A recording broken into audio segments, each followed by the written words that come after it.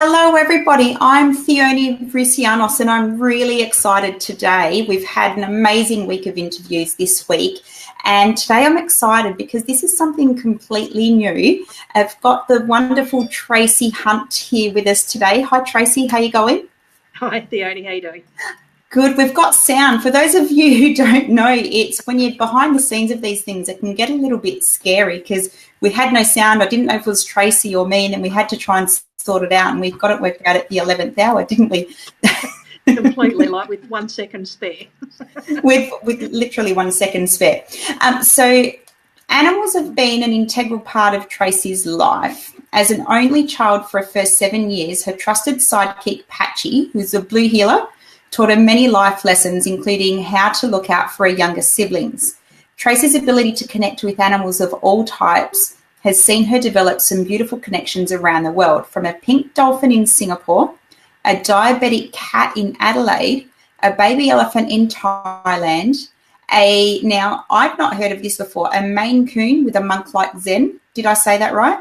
Yep, a Maine Coon. It is a Maine Coon with a monk-like zen in Melbourne, and much, much more. Tracey knows animals have so much to teach us when we learn to open our hearts and minds to their lessons. With these lessons, we can enrich not only our own life, but those of every living thing around us. Welcome to the show, Tracey. Thank you for joining me. Thank you for saying, interview me.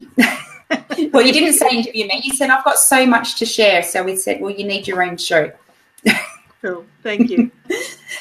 So tell us a little bit about your journey, I guess, moving forward into so your page is called Piffa, so it's Pay It Forward for Animals. Yep. And so tell us a little about your journey and how what evolved into what it is. Cool. So as you said in the intro, animals have really been an integral part of my life, literally from almost the day I was born. I was 3 months old when Mum and Dad got a 8-week-old blue heeler puppy. And so for the next 16 years, that puppy and I were best buddies. He was actually meant to be my dad's work dog, but when it came down to loyalties, he was most definitely my dad. We're talking in the days when parents were still allowed to smack their kids, when it wasn't so PQ. And, Patch, if Dad raised his hand to me, Patch would latch onto Dad's arm, and it was never enough to, break the skin, but it was enough to let Dad know if that goes any further, then you're in trouble. And I learned very quickly that when I was in trouble to run to Patchy, and I actually wouldn't get a smack on the bum. so we were kind of, he was my best bud. He was my saviour. He used to actually walk me to school every morning, and we lived about, probably 15 houses away from the school. And he'd walk me down to the school every morning, and he'd be at the gate waiting for me in the afternoon when I knocked off school as well. He taught me a lot of lessons. He taught me about loyalty. I was about to say that. Yeah. You took the word right out of my mouth. I was like, there's just this instant, definite sense of loyalty there, isn't there? Absolutely. And, unconditional love's such a unusual thing now. Like, so many parents don't even have unconditional love for their children. And so, he taught me that as well. That it didn't matter whether I was bad or good or naughty or sad or happy, that he still had the equal amount of love for me every single time. When I was 8, my sister was born, and so really I learnt the lessons from him of how to look out for my younger siblings, because he always looked out for me. And so I adopted those exact same strategies with my younger siblings as well. And, obviously for those who've had pets when you're a child, probably the biggest lesson you get as a kid is that very first lesson, if you haven't lost someone in the family yet, is learning how to say goodbye. And, I was thinking about it today, and Patch has been gone 35 years now, and please don't anyone add up the numbers and work out my age.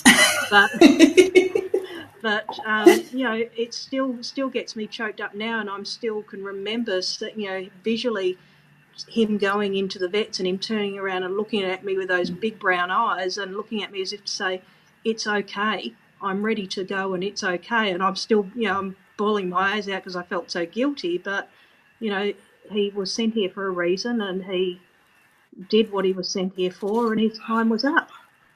And, he was such a beautiful dog. So that kind of that pretty much set up my childhood. And then when I was 16, around the same time, I lost Patch. In Western Australia, where I grew up, we had a place called Atlanta Marine World, which is very similar to SeaWorld in the Gold Coast. Yeah. And some family friends actually worked there as dolphin trainers, and they offered me an apprenticeship when I finished high school to work as a dolphin trainer. And so my life was mapped out. I was going to be working with animals for the rest of my life, and I was going to be in the water with dolphins, and I had the most amazing experience with that. And then, unfortunately, the company went belly up only about 4 weeks before my Year 12 graduation, and so I didn't end up doing that work. And back then I was 17, and we're talking 30 years ago. I hadn't done any personal development. I didn't grow up around personal development. And so I did what most people do when you get that first little kick in the gut with your dream. I gave up. And then I started chasing other dreams. And so for the last 30 years, obviously animals are not my only passion, but for the last 30 years I've had restaurants because I had a passion for cooking. And then I had a successful network marketing business because I had a passion for people developing their skills and being home-based business owners. And it was really, through all of that, the one constant for my passions was always animals. I've had more pets than I can count. At one stage I had 2 Labradors and 2 cats together, and that's an experience when you've got a house full of them. And there are like 6 weeks age gap between them, so they all grew up together, and the cat thought she was a dog, and it was just just a mixed bag. I know there's other people who've had they say you become, what is it? It's your average of your closest 5, so the cat would have thought it was a dog, and vice versa. Oh, the chocolate Labrador was always very clear he was top dog. So I just want to say hi, Savitri. Thank you for joining us. We love when people interact. So if you're here, comment so we know you're here. We can say hi to you, and any stories, comments, or if you've got any questions for Tracey or any of the other wonderful women we've got waiting in the lobby to interview, just type your comments up, and we'll bring them up and make this as interactive as possible for you. Cool. And look, honestly, for the next 30 years, I've had these most amazing experiences with animals. I've, obviously with my pets, they've taught me amazing lessons. I've done quite a number of years of professional house and pet sitting around Australia, and I learnt some amazing stuff from some of the, hundreds of pets that I've house sat over the years there. When I love travelling, and usually when I travel, part of my travel is to have some kind of unique experience with an animal somewhere else. Or go and volunteer at a shelter or something somewhere to help out elsewhere. And, the great thing with animals is that they are there to celebrate with you. I mean, when I was excited, Shazza was excited. He'd bounce like, 10 feet in the air, and his back legs would be higher than my head. He was like a kangaroo. And when you're sad, they'll come and put their head in your lap, and they'll just sit there quietly. They know that you just need some company. Each time I lost one of my fur babies, of course, the other ones ended up soaking in my tears, and we grieved together. And that's the amazing thing about animals. They do grieve. Like when I lost Dusty, who was the Russian Blue, the 2 dogs and the 2 cats had grown up together, and it wasn't just me that was grieving. The whole household was grieving losing her, because she'd been part of our lives for 12 years. Well, animals have, they've got a heart as well. So absolutely. They feel what we feel, don't they? They're not a pillow. They're not just an inanimate object. They're real living beings, so they feel what we feel. Yeah. Yeah. And I guess that's what Piffa's all about, is to actually, have people realise that animals are more than just, cheap entertainment or something just to throw some food in a dish once a day and maybe walk once a week. they actually really do have a purpose of why they're here, and for them to be able to deliver on their purpose, we've actually got to have our eyes and ears open, but most importantly, our heart. And every single one, whether it's your own pet or whether it's one you come into contact with, has a lesson. And for the last couple of years were some pretty tough years for me. I had a business for 17 years that, for the first probably 12 I absolutely loved, and then my passion started to die for it.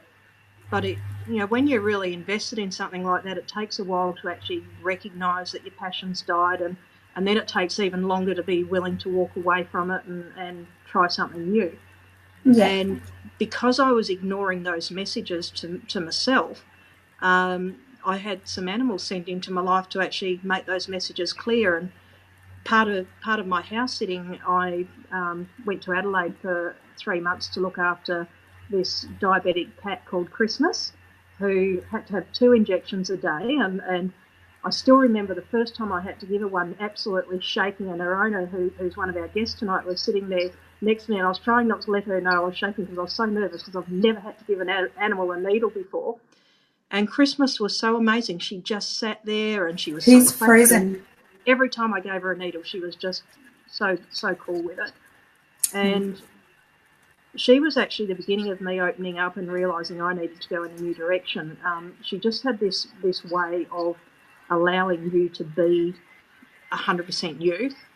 And in the first week or two I looked after her, I had a bit of a meltdown, but it was the meltdown I needed to have in order to build myself back up again and work out the new direction. And without her presence, that wouldn't have been possible. And so without that, sorry, I didn't mean to talk over you then. Right. Little things that happen in our lives can just give you that sense of something and change your direction. So had you have not house sat for for those 3 months, we possibly wouldn't be sitting here today.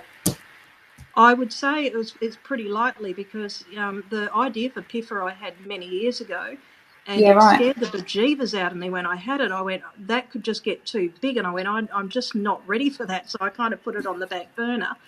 And my experience with Christmas, another cat called Momo, who I looked after in Melbourne a few times, the two of them, with their blend of what they gave me, it just led me to A, realise I was on the wrong track with what I was doing, and B, to take stock of where I was at and actually go, you know what, this isn't me anymore, I need to move on. So Christmas gave you that gift. Yeah.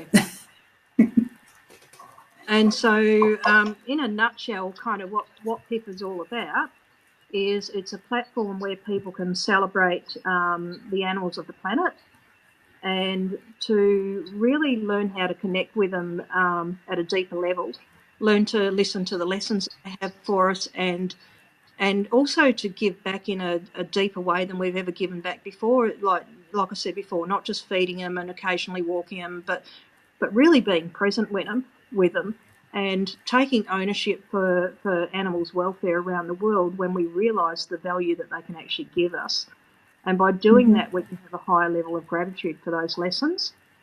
And it starts with each person's individual story, which is why I've got the ladies on tonight, because by celebrating and sharing these stories, not only do they get to share the story, but it actually helps other people feel what they're telling us, to possibly learn from the lessons they learn as well, maybe reconnect with an old lesson that a pet had for them that they maybe missed, and also to heal. And, myself and I know a number of people who've had such healing experiences from animals as well, and that was me hitting rock bottom, when Christmas came into my life, and her and Momo actually helped me lift myself from rock bottom into a new platform.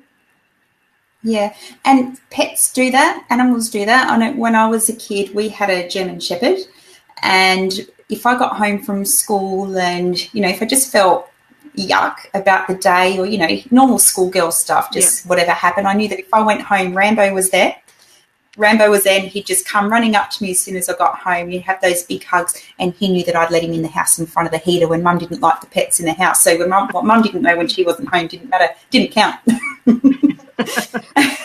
So they just know, and they do give you that feeling of, oh, everything's okay, everything's going to be okay. Yeah. And it's proven scientifically that they actually decrease our anxiety levels and improve our mood. And, there's so many incredible health benefits, which I'll cover on a future show. But, nowadays we're getting very forward thinking. Like a lot of nursing homes are now having animals come in either as day visitors or as permanent ones, because they're having a huge impact on the people there. And there's just so many modalities in the health field now that are actually using animals as part of the therapy. So it's fantastic. Yeah, absolutely. Now, I know we'll bring on your first guest in a moment, but at the end of last year when Jerry got sick, so my husband was in ICU at the end of last year, just before Christmas. And on his second day there, I saw there was a gentleman who had a dog. And at first I thought it was a seeing eye dog, because I only saw this golden coloured thing out of the corner of my eye. But I had a look, and his wife had actually been in ICU for 3 months. She had an accident. She jumped off a jetty and she had an accident, spinal injuries and stuff. So she was in a coma.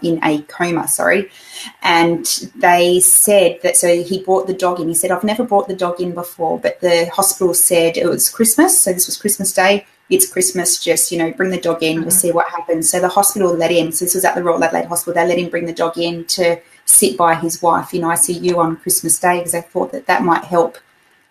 Yeah, I didn't get to see him afterwards to see what happened, to see whether there was any acknowledgement or anything. Yeah. But I just thought that was great that they obviously acknowledge it in hospitals, that animals do obviously have that connection with people and can, they can trigger something. They might, do something to help wake you up or get you out of whatever it is that you're in. And look, it's also a twofold thing there, because for the animal, it's also stressing that the owner's not there. So it's valuable for the dog to know where the owner is and that they're seeing him as well. So Sue Martin is your first guest, am I right? I just want to make sure I bring in the right person for the right. I'm going to drop myself out so I can't be seen and can't be heard, and I'll get all the right images and things up while you're chatting. So bye for me for now, and I'll be playing in the comments. Cool. Oops, I brought in the wrong person. Live TV. Okay, so while we wait for Sue to come into the call, and while Theonie keeps popping in and out. There's Sue. Hi, Sue. Hi, Tracey. How are you? I'm awesome. So, Sue, let me just tell everyone a little bit about you, and then I'll get you to share a bit of your journey, if you don't mind. Sure. So Sue, much like me, is an animal lover from way back, and she's surrounded by animals on her property. We were talking about the ducks out the window and just how tranquil it is just watching them, and I can certainly relate. Sue was also way ahead of her time. So for 14 years, Sue actually ran a herbal medicine for animals business, and way before it was actually cool to do that. So kudos to that. You're way ahead of your game there. And her current business is called Evolving with Equines, and we're going to touch a little bit on what that is with one of your stories. But before we go into that, I just want you to share a little bit with us, Sue, about Arnie, who's your horse, and tell us a little bit about how Arnie came into your life. Look, I'd had a few horses, and at the time I had a very, very old horse that wasn't doing too well, and my husband actually brought Arnie home as a 2-year-old, and when he brought him home, I was actually a little bit upset, because I said, look, I still have a horse, I don't need another one. And then, obviously I fell in love with him, and my other horse sadly passed away. And, Arnie's in his 20s now, and he knows me and he understands me, and I use him in the programs, and he really feels the heart of what people are going through and how they're feeling, and he connects with them instantly. So he's very, very special. And even though, we have about 10 horses, but Arnie is, he's a very special horse to me. And he was the first horse I ever used herbal medicine on, and to be honest, he hated it, and he ate it in spite of all of the others getting it. So he's been great. He's been a bit of a guinea pig over the years, but he's very loving. Awesome. And is it Arnie that's actually in the photo?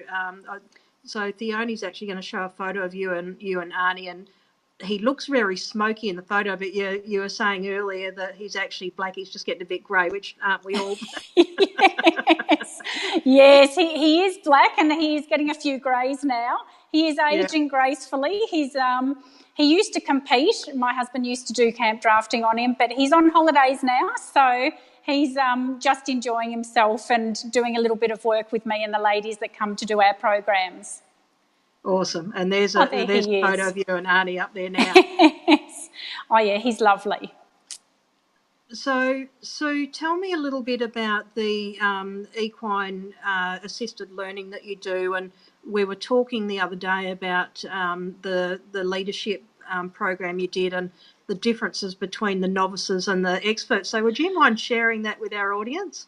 Yes, look, that's a really interesting thing to talk about, because as a naturopath and seeing a lot of horses, a lot of people that don't know animals will always apologise very quickly when I go to treat their animals and say, I'm so sorry, I don't really know and I don't really understand. But, those people see the things that the rest of us don't see. So they're really incredible, and it's lovely to have those people come and join us with the courses. And we run a women's course called Evolving Women, and we quite often have women that have never touched a horse, and then sometimes we have amazing horsewomen come along and do the course as well, and those incredible horsewomen often feel that they'll be able to get through the program very quickly and easily because they're horsewomen.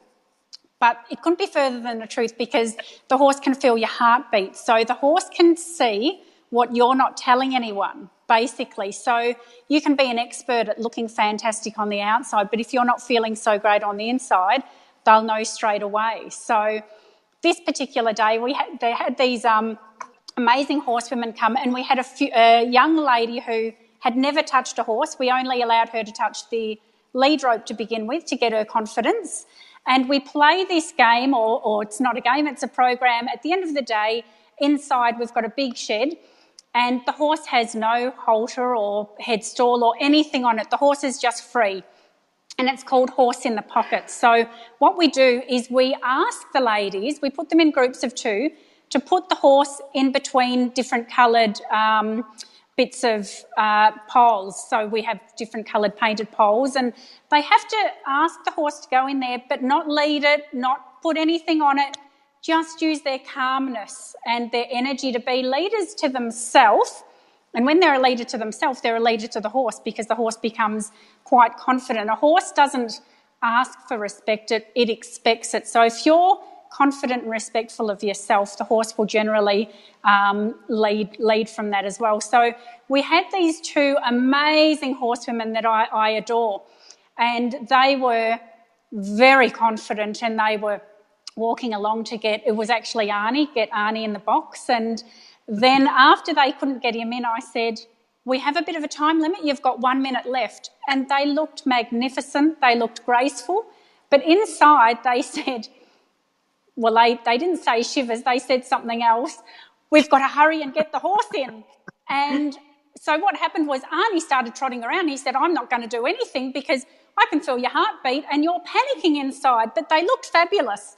And after that, we had a couple of ladies, and one of the ladies hadn't touched a horse before that day, and she didn't want to be too close to Arnie. She was a little bit unsure. So she stood in the box and gently breathed, and the other girl lowered her breath and walked very gently with Arnie, and he just walked beautifully into the box with them, because he looks like all horses, they look at the inside of people rather than the outside. Wow. And these programs, as soon as people are unsure of themselves or their team, the horses actually refuse to do the program. They just won't continue until you reflect on what's going on. Wow. So it's amazing. I love it. They're like human lie detectors, aren't they?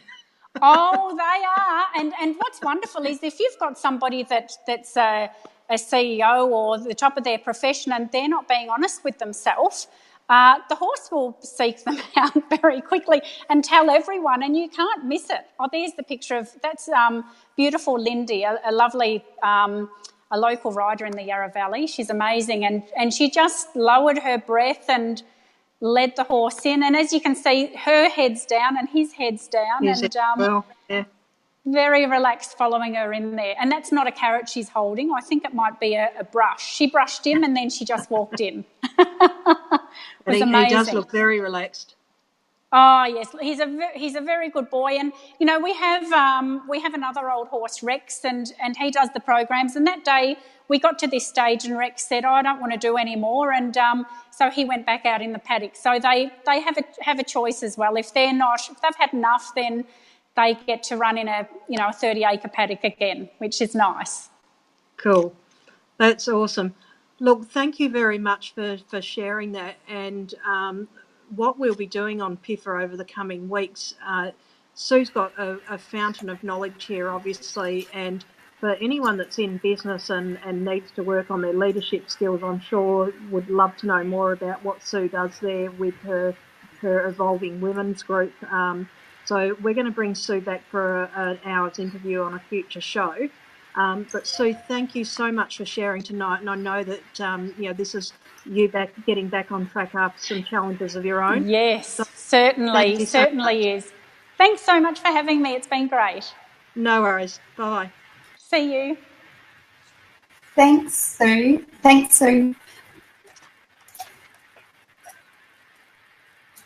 Okay. That was amazing. I was loving hearing how different people, their different stories about horses intrigue me. I've never been around a horse before, and the first real story about a horse I heard is actually from somebody else who's sitting in the lobby. So I'm excited for her to come up as well. Yep. So who is Marissa? Next? We have Marissa next. Yeah. Okay, I'll drop myself out and bring Marissa in, and I will. One moment, I'll go. And just while Theonie brings Marissa in, I'll just tell you a little bit about Marissa. So Marissa is actually was the owner of Christmas, the diabetic pussycat that I looked after. And Marissa has had lots of cats and dogs over the years. And she's had some absolutely beautiful souls in amongst those pets. And I will actually also get Marissa back on a future show. So, hi, Marissa. Hi, Tracey. Just tell you a little blurb. So Marissa's actually also a social worker, and the show I'm going to get her back on for a future one is to talk about grieving for a pet, because it's such a well-needed topic. A lot of people feel guilty about grieving for a pet, or they feel like they should have gotten over it by now, or other people make them feel guilty. And so I really want to address that as a full topic on a future show. And because Marissa works in crisis management, I think she'll be a perfect person to help us address that one. But Marissa, I know one of your beautiful pussycats that you've had is a little muffin called Snuffles, and I would love for you to open up and with us and tell us a little bit more about how Snuffles came into your life. Okay, well, Snuffles, this was in about 2001, and the kids were 9 and 14, and we had to move the trampoline because the lawnmower man was going, and we just found this little bit of fluff down in the garden. And so she was covered in ants, and she could fit just in the palm of, just in this part of my hand. And it took 2 weeks of 2-hourly feeds, and she was in a shoebox, and she had a little teddy and a water bottle, and we had to feed her with a teat pipette initially, and then we moved on to larger things. I've actually got a picture here. I dug one out for you, Tracy. This is, because we found her at the beginning of January, we booked a weekend. We were having a heat wave that year. And so I took her to the Flinders Ranges with the kids. So as you can see, she's very tiny. We went because it was a bargain and there was a cool pool and aircon, and it was very cool in the evenings. So she came with us, even though pets weren't allowed, but nobody knew she was in the shoebox. And she just grew into this beautiful, fluffy, grey cat with a tail the size of a squirrel. And then my relationship of 24 years came to an end, and she was in that time for me with the kids, with the Labrador, with Christmas, who was one, who actually trained her to eat and to go out in the garden. So they had a lovely relationship. I also had Milkshake still at that time, the three-legged one. So it was a full house. You just have the coolest names for your animals. Well, Milkshake was all white, of course, and Snuffles, because she made a lot of snuffly noises when we first got her. Yep. Cool. Yeah. And Christmas came Christmas Eve. Christmas Day, yeah. Cool. So, Marissa, the photo that we've got on the screen at the moment, everyone's probably looking at that going, that's a really strange-looking cat, but, yes, you know, this isn't just a meerkat, it's a meerkat. It is a meerkat. I went to South Africa in 2004. And I went to partly for work and partly for pleasure. So I was in Johannesburg and Pretoria for work. And the couple there was a nursing woman with a background working in a hospital that I stayed with, and they had this little pet meerkat. And her father had I think initially he'd set up, or he worked for a long time in the Kruger the national park, which was something like, I don't know, 400 kilometers away from Pretoria. And they were there on a visit. She used to go quite often, 2 or 3 times a year. And they found, I'm not quite sure where they found this baby meerkat, but they found it and took it home, and it became a pet, which is a very unusual thing for a meerkat, because they live in groups, and they're not, and they've got really, it had huge claws even for a baby. And so they taught me I'll just lift my hand up. They taught me you had to lie on my arm here. So the claws would just clip on around my wrist. And it was just awesome. And it was house trained. It used to watch television, and it used to sit in the lounge and sit around, and it had its own sort of cuddly toys, because you know how meerkats like the company of other animals. Yeah. They had all these mixed things that it sort of played with in its basket, but it really used to sit up and watch the television. It was ever so amusing. And look, I know you've got a few favourite animals, and meerkats is one of them, isn't it? Yes, it is. So, look, I've liked them forever. So they're just getting to go to when you've got a favourite animal, like obviously mine are dolphins and elephants and giant pandas. Now, I've actually had an experience with the first two, so I know what it's like to have those experiences. But just share with everyone, like, when you've got that kind of real heart connection animal, what is it like to actually finally get to spend time with it, and especially one like yours that was actually like a pet as well, like you really got to connect with it in a different way. You know, it's you've mentioned some of these things, and with your other guests so far, it's just magical. It's like falling in love. You know, you feel all those weird sensations that you might get when you know, all those flutters and all that excitement, which can also, you know, the same symptoms happen when you're feeling a nervous wreck as well. But it's what you think about it, and it was magical. You know, I did everything that they said, and by the second and third day, you know, it was sitting on my knee. I was able to hold it outside, and it's just, you go, oh my goodness, I'm holding one of these animals, and it was so trusting, and you feel so honored. You know, you feel very privileged that you can form that relationship, even though, you know, it wasn't mine. I was just visiting. And so I felt it was being very kind to me, and I was being very kind to it. Yeah. Sadly, I don't remember its name, but I remember all the experience of it. That's never gone away. Cool, and I think you've hit the nail on the head, because even if it's a domestic pet like a cat or a dog, if it's not yours and they open their heart and allow you in, you do feel really incredibly privileged. And I think in particular, like with wild animals or non-domesticated animals, that's most definitely even truer. Yeah, I agree. It's a special, and I know you've had some amazing connections, and you really know there's a connection. You're not just going along, oh, they're there, pat, pat. It's something really deep. Yeah. Cool. Marissa, thank you so much. And I hope one day soon you actually get to spend some time with one of your other favourite animals, which I know is penguins, because we keep seeing them inside our Piffa members group, because Marissa's a member in there, and we've got lots of penguin photos popping up. So thank you for that. I do adore them. Yeah. Cool. Thank you very much for sharing. I look forward to having you share more when we're talking about the Grieving for Pets show, which I know will give great value to a lot of people. Thanks, Tracey. Thanks for having me on your inaugural show. Cheers. Bye.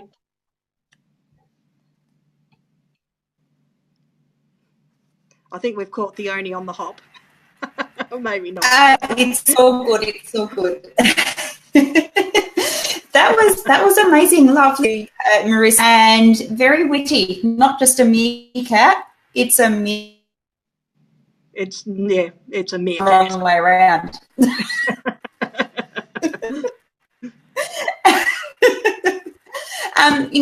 Like one of the points that Marissa raised, I always, whenever you see them on TV, they're always in packs. Never sort of seen one hanging out on its own and whatever. What a cool story. So I'll bring our next guest in. Are you ready, Sue Ellen? Adair's the only one I don't warn when I bring on live. So she could be having her feet up, doing whatever she wants to do. She does all sorts of stuff, but we do it to each other because it's all fun, They say never play with children and animals on live TV. Apparently, I've chosen the wrong profession, haven't I? That's exactly right. Welcome, Sue Ellen. How are you going? I'm great, thank you, Leonie. It's it's good to be here, and thank you, Tracey. Thanks, Sue Ellen. Thanks for joining us. So, as Theonie said, Sue Ellen's another lady with an amazing story about a horse, and this isn't just an ordinary horse. Like Sue Martin, Sue Ellen's horse is also in his 20s now. I think he's just had his 21st, hasn't he? Yeah, he'll be 22 this year. So he's a bit of a late bloomer. He had his birthday. His birthday's the last day of the year, so he gets a celebration of fireworks and the whole deal. Yeah, he gets a New Year's party for the world, so it's pretty cool to celebrate on that day. And look, that is so cool. You've just demonstrated one of the things that makes someone a real animal lover. You know his birthday. Yeah. Well, particularly with horses, it's like the 1st of August, but yeah, I know his actual birthday. Yeah. I knew all of mine, and I still remember them all, and I still think about them on those days, even though they've all passed on. And yeah. And if they came into my life and I didn't know their birthday, then I kind of would backdate it by 8 weeks and go, okay, this is your birthday, and this is the day we're celebrating it forever and a day. That's pretty cool. So, Sue Ellen, this is beautiful Charlie we've got on screen there with you. Yeah. And, most people think that they actually choose their animals, but I would love for you to share with us how Charlie had other ideas. I was very, very slow on the uptake when it came to becoming Charlie's owner. And if it wasn't for his persistence, I would have missed the whole thing. So it just happened that I was in the recovery of chronic fatigue, and I was looking for another I actually wasn't looking for another horse. I had this beautiful black mare, and she was helping me to be able to feel again and just connect back into nature, which was something that was really important as part of my my healing. I've had horses ever since I could walk basically, and so I've like either been around them or owned them for a very long time, and I had a break from them. So I had this beautiful black mare, and I was asked to feed these horses, and for 2 weeks, and there was this one brown horse that looked very familiar to the one in the photo on the screen that just kept coming up to me and pushing on me and nuzzling me, and he was just like a right pest, and he kind of caught my attention, and I didn't think anything of it. But he always used to leave the herd to come to me, and I thought, oh, what a cute horse. I don't know anything about him. Not looking for a horse, so not interested. And but I just hung out with him, and I thought that was great. And I had this idea at the last day that I was going to be feeding these horses. I thought, you know, there's something kind of a bit different about this one. So I took my halter, which is what you catch a horse with, and I snuck down to the paddock, and I remember standing in the paddock. And I thought, this is such a crazy idea. Like, I'm going loopy. Like, what am I doing? And I thought, I'm going to stand in the paddock. And I said to myself, if this horse wants to come and live with me, then he can leave the herd, which they were about 500 or 600 meters away. And I couldn't see a horse at this stage. Leave the herd, walk up to me and put the head in the halter so I could catch him. And to my surprise, he came at lightning speed. He galloped over the hill, and I thought, okay, like, that's a coincidence. And then he ran up, and he galloped up, and he just stopped straight in front of me, and he looked me square in the eyes as if to say, I'm here, and shoved his nose into the halter. And it freaked me out. So instead of saying, nice horse, like, amazing moment, I dropped the halter and I ran home. So there's poor Charlie standing there going, like, what have I got to do to get out of this paddock and get this lady to take notice of me? So I just forgot about that. But every time for the next year that I drove past his paddock, and it was probably about the paddock was about 100 and something acres, and so there was a really long section that I could drive by. And every time I drove past that paddock, and he used to know the sound of my driving, and it wouldn't matter what vehicle I was driving, he would gallop up to the side of the fence, and he would be like literally like cantering by the side of where I'm driving and keeping up with the vehicle. And he did that for 12 months. And wow. I ignored him for 12 months. I just thought it was a good game. I was like, oh, it's that friendly horse again, not thinking anything of it. And then the horse I was riding, I was doing camp drafting at the time, or learning sort of like cattle stuff, and to keep myself sort of like occupied for getting myself well from chronic fatigue. And so that horse just went, I quit. Like, I'm too old. I don't want to do anything anymore. And I didn't even think that Charlie was my next option until, you know, he kind of was just there in front of me. And I thought, I wonder who this horse is. And I ended up being his owner. And what I didn't know was that the horse I was riding was actually his mother. I had no idea that they were even related. So yeah, it was meant to be. Excellent. And look, I know you mentioned that you had chronic fatigue when you first met him, and I know that you went through another period with some challenges with your hips and things. Tell me a little bit about how he helped motivate you to get well through that episode. So Charlie could, like, everything that Sue was saying earlier is so spot on. Like, you cannot hide from a horse. They can feel into your heart. And so I was so disconnected from myself. I didn't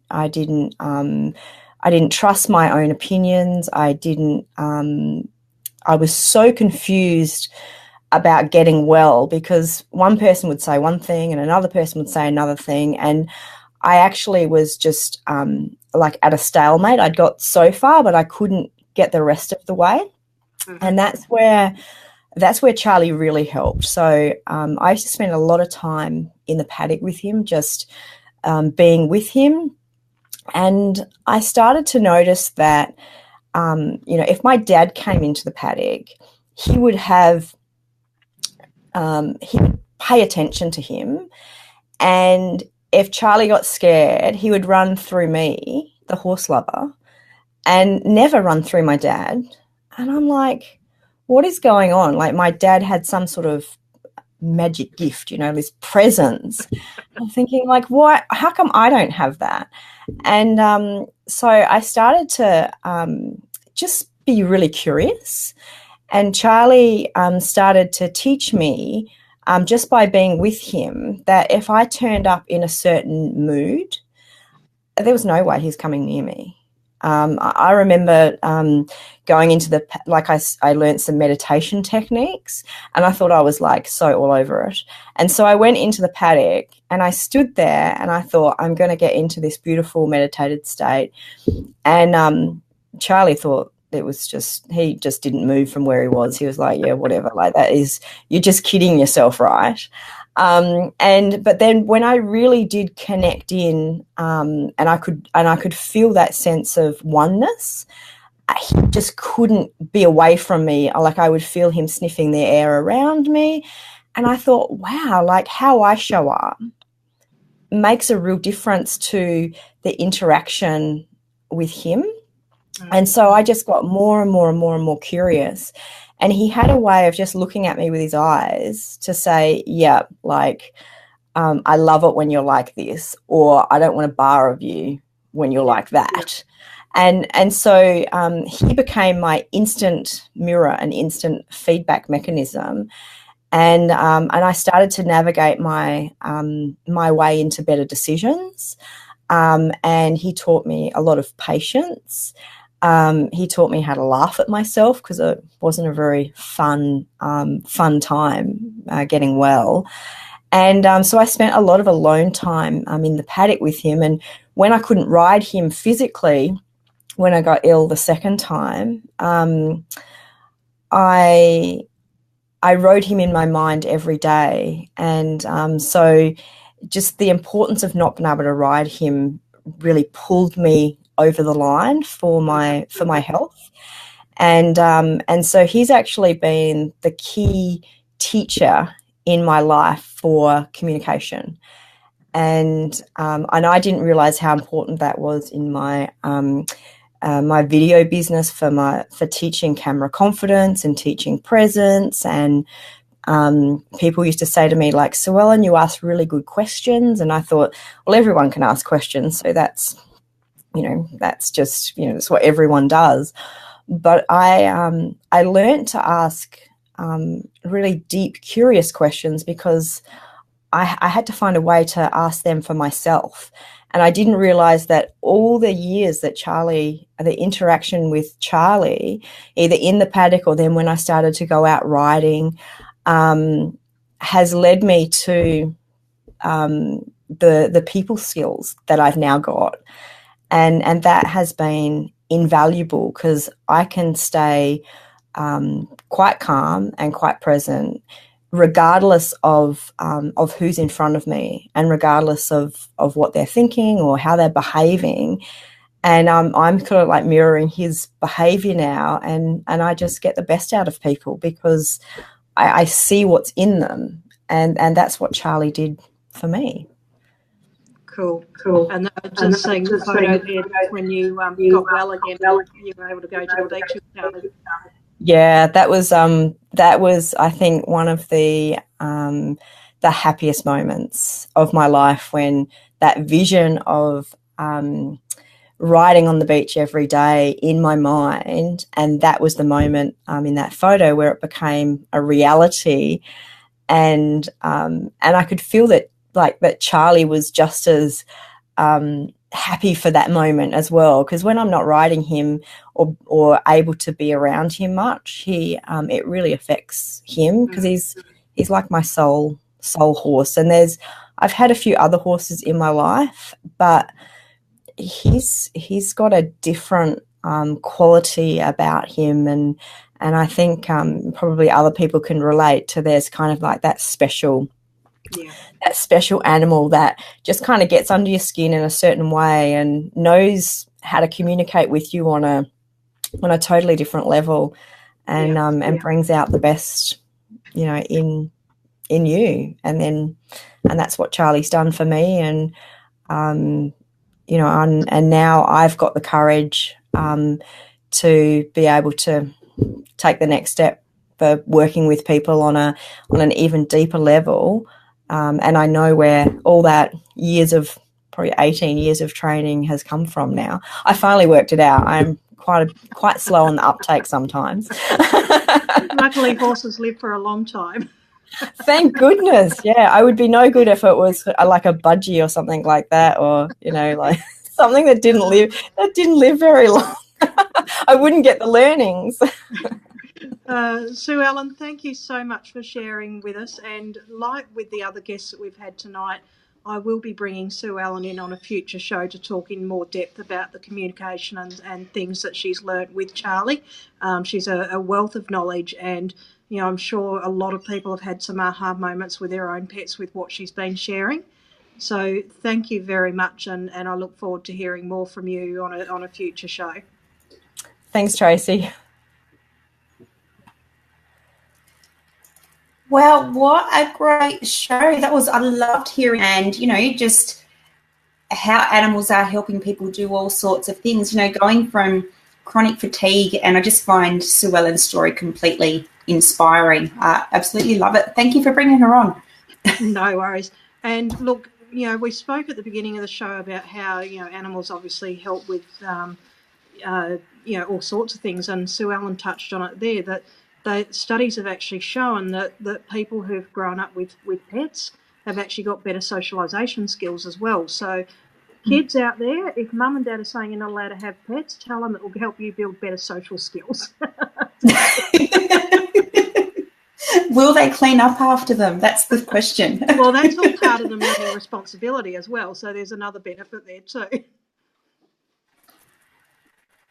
Yeah, absolutely right. Now, there was one...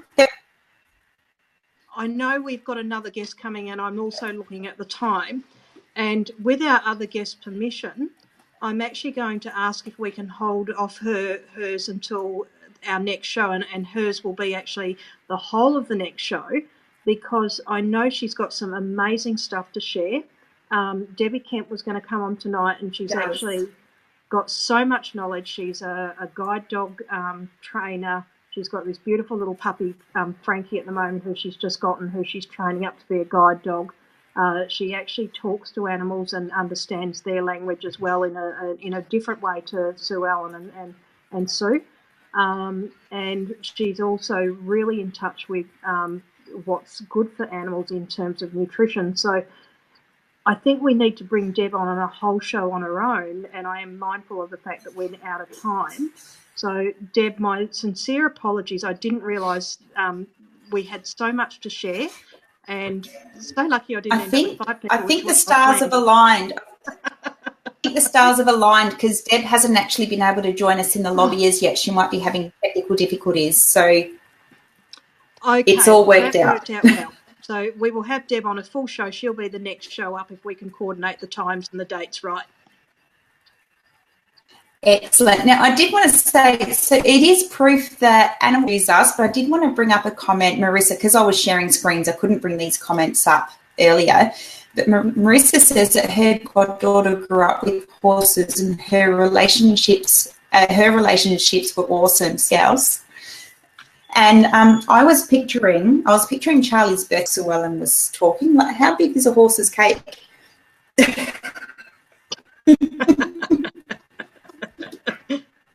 Candles, flames, and all. So thank you. Now my connection keeps freezing, so I'm not sure if it's you or me, but I think it's me. So I just want to say thank you for jumping on. Thank you for putting your hands. It's been an amazing week with all sorts of different healing modalities, all sorts of health and wellness professions as well. awesome to see everybody come together. And so thank you for giving me your time. I've loved chatting with you. I've loved listening to your amazing, amazing guests. And every link above in the comments is it's Piffa, Pay It Forward for Animals. Go in there, like the page. There's all sorts of exciting things as well. But have a look. Tracey has been sharing quite a few videos and things in there as well. Is there anything else final messages, Tracey? Look, at the moment, Piffa is brand new, but it's got some big plans. So, all I can suggest is click on it, like and follow it now, because you're going to want to take part, if you're an animal person, in all the things that I've got coming up. It's just the logistics of doing a lot of those things as one person's going to take a bit of time, so be patient with me. But we are going to be doing a weekly show, and we've got some amazing topics coming up, as you've seen from our guest tonight. And, just some really cool stuff happening around the world that I'll be sharing with you over the next few months. Yeah. So Ellen's saying that she convinced her non-horse parents to get a pet at the age 5. Well done. Keep being persistent. She's talking to my kids. Shh.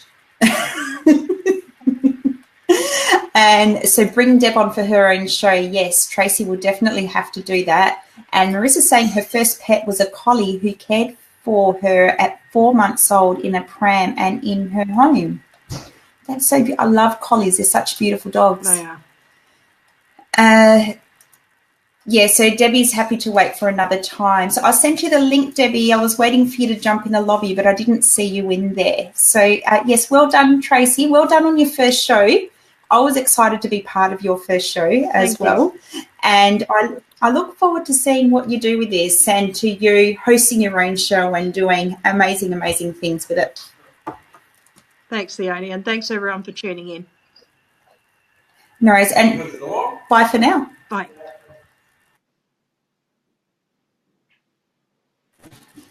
So we keep talking until the broadcast ends.